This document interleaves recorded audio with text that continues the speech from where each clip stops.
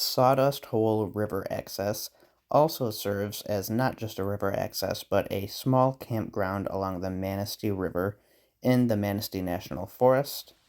This campground is a small campground that has only 8 sites for $15 a night.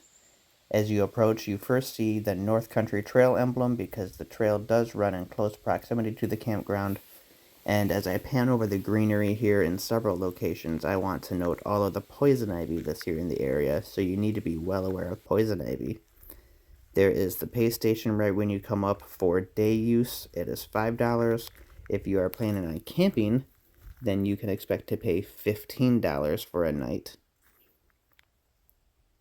As we pan across here, there's other information stations on the campground itself and the river.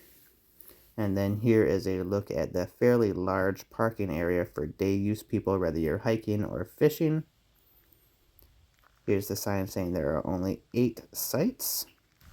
And we're going to walk down the trail that heads down to the river.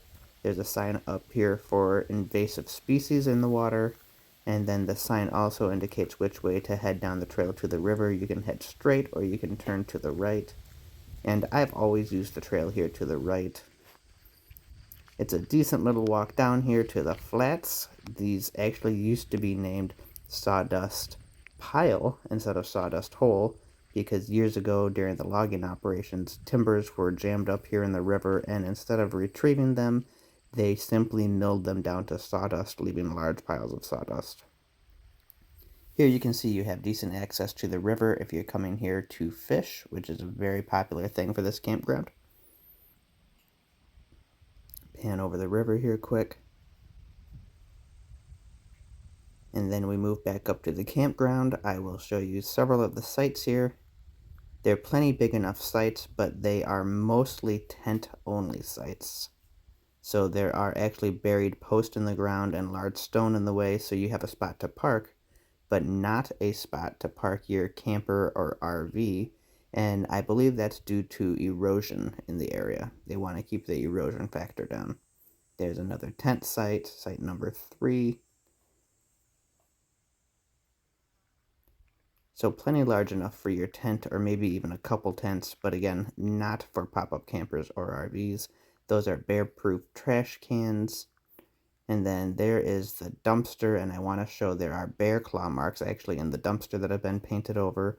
So be aware of that. You have those big critters in the area.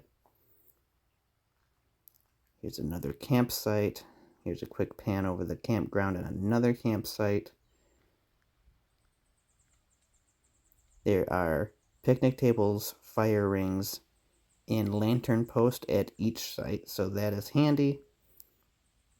And here's a look at the unique picnic tables. It's a style that you don't get at most of these campgrounds. They're a little weathered, but they're at least unique and definitely usable.